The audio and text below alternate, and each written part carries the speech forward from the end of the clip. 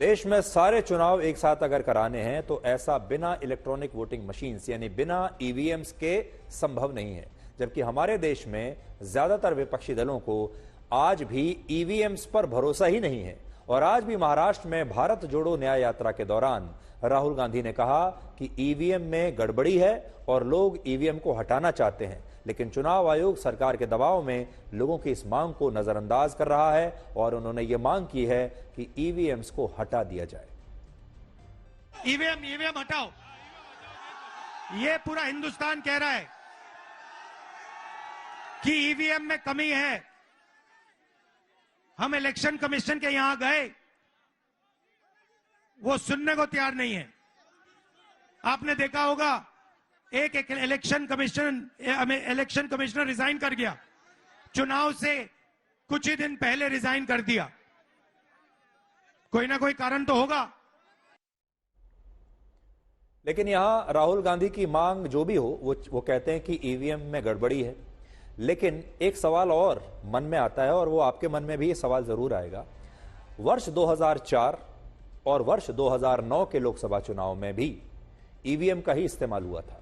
बल्कि आप याद कीजिए, ये दोनों जो चुनाव थे ये ईवीएम के जरिए हुए थे और इन चुनावों में कांग्रेस पार्टी के नेतृत्व में यूपीए की सरकार भारत में बन गई थी और प्रधानमंत्री थे डॉक्टर मनमोहन सिंह।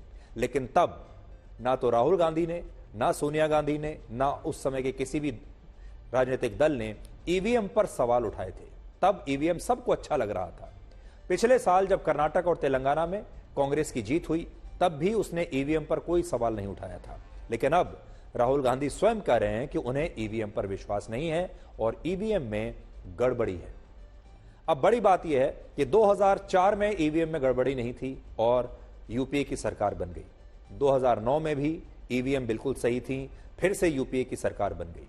लेकिन ईवीएम में सेटिंग शुरू हुई है 2014 में, फिर 2019 में और अब विपक्षी पार्टियों को यह डर है कि शायद इस बार भी ईवीएम में सेटिंग हो गई है, क्योंकि वो शायद अपनी हार साक्षात अपने सामने देख पा रहे हैं। अब यहां बड़ी बात यह है कि वर्ष 1999 से पहले भारत में सभी चुनाव बैलेट बॉक्स के जरिए ही होते थे, जैसे आज पाकिस्तान में होते हैं, जिनमें लोग अपनी पसंद के उम्मीदवार की पर्ची पर वोट देकर इसे मतदान पेटी में डाल दिया करते थे। और फिर कुछ चुनावों में राजनीतिक पार्टियां अपने अपने गुंडों के जरिए इन बैलेट बॉक्सेस को, बैलेट बूथ्स को लूट लेती थी और फिर जहां कोई उम्मीदवार हार रहा होता था तो वो इन बैलेट बॉक्स को वहां पर जाकर या तो लूट लेते थे, आग लगा देते थे या नष्ट कर लेते थे। या फिर बहुत सारे लोग जब पहुंचते थे अपने पोलिंग बूथ पर तो उनसे कह दिया जाता था कि आपकी वोट डल चुकी है, क्योंकि कोई और आदमी आया और उसने पूरे गांव के वोटों पर कागज पर ठप्पा मारकर वोट डाल दिया। पहले ऐसे हुआ करता था और बहुत सारे ऐसे नेता हैं, पार्टियां हैं जिन्हें इस सिस्टम से बड़ा लाभ हुआ और वो वर्षों तक हर बार चुनाव में लगातार जीतते रहे, क्योंकि उनके पास इतनी बड़ी फौज थी जो बैलेट बॉक्सेस को लूट सके। यह हिंसा बड़ी मुश्किल से रुकी जब वर्ष 1998 के बाद ईवीएम से चुनाव कराने की प्रक्रिया को अपनाया गया। 1998 में कुछ जगहों पर ईवीएम का इस्तेमाल हुआ और फिर धीरे धीरे पूरा चुनाव ईवीएम के जरिए हुआ और 2004 का चुनाव ऐसा था जो पूरा की पूरे भारतवर्ष में ईवीएम के जरिए हुआ था। लेकिन 2014 के चुनाव में जब बहुत सारे विपक्षी दलों को समझ में आया कि बैलेट बॉक्स से चुनाव में उन्हें फायदा है, तो इन विपक्षी दलों ने ईवीएम को बेवफा बताना शुरू कर दिया और बैलेट बॉक्स से चुनाव कराने की मांग फिर से होने लगी। और यह मांग अब भी की जाती है। यानी आज भी हमारे देश के बहुत सारे विपक्षी दल सिर्फ इसलिए कि वो चुनाव जीत जाएं, वो चाहते हैं कि भारत 20 साल पीछे चला जाए और भारत में भी वैसे ही चुनाव हो जैसे पाकिस्तान में होते हैं। और आपने देखा होगा कि पाकिस्तान में आज भी कागजों पर ठप्पा मारकर चुनाव हो रहा है, तो वहां कितनी बड़ी संख्या में रिगिंग हुई है। आपने देखा होगा कि वहां के जो नतीजे हैं कोई नहीं जानता कि वो नतीजे असली हैं या नकली हैं। और अब हमारे देश के नेता चाहते हैं कि हम भी 20 साल पहले वापस चले जाएं और हमारे यहां भी वैसे ही चुनाव हों जैसा पाकिस्तान में होते हैं, कुछ इस तरीके से। अब देखिए, पश्चिम बंगाल की स्थिति से आप कुछ समझ सकते हैं आज इस बारे में। पिछले साल जब पश्चिम बंगाल में पंचायत चुनाव हुए तब वहां पर कई बैलेट बॉक्सेस को टीएमसी के समर्थकों ने लूट लिया और टीएमसी इन चुनावों में जीत गई और बैलेट पेपर से हुए चुनावों की वजह से पश्चिम बंगाल में हिंसा के दौरान 40 लोग मारे भी गए और बैलेट बॉक्स को इस तरीके से नष्ट करके सारी वोटों को नष्ट कर दिया गया था। ये देखिए, यह हमारे ही देश की तस्वीरें हैं, पश्चिम बंगाल की तस्वीरें हैं। विपक्ष ईवीएम को लेकर दो बड़े आरोप लगाता है। पहला आरोप यह है कि ईवीएम को हैक किया जा सकता है और दूसरा आरोप यह है कि ईवीएम की जो बैलेट यूनिट है उससे छेड़छाड़ की गई है, जिसकी वजह से विपक्ष को मिलने वाले सारे वोट अपने आप बीजेपी को चले जाते हैं। यानी विपक्ष का आरोप है कि आप चाहे ईवीएम पर बटन कोई भी दबाइए, वोट बीजेपी को ही जा रहा है। और इन आरोपों के बारे में आपने भी कई बार सुना होगा, लेकिन आज हम आपको असली ईवीएम पर एक स्पेशल रिपोर्ट दिखाते हैं, जिसमें आपको पता चलेगा कि जब हमने विपक्ष के आरोपों की पुष्टि करने के लिए खुद एक ईवीएम का टेस्ट करके देखा तो विपक्ष के ये सारे आरोप कहां हमें नजर आए, कितने गलत थे, कितने सही थे।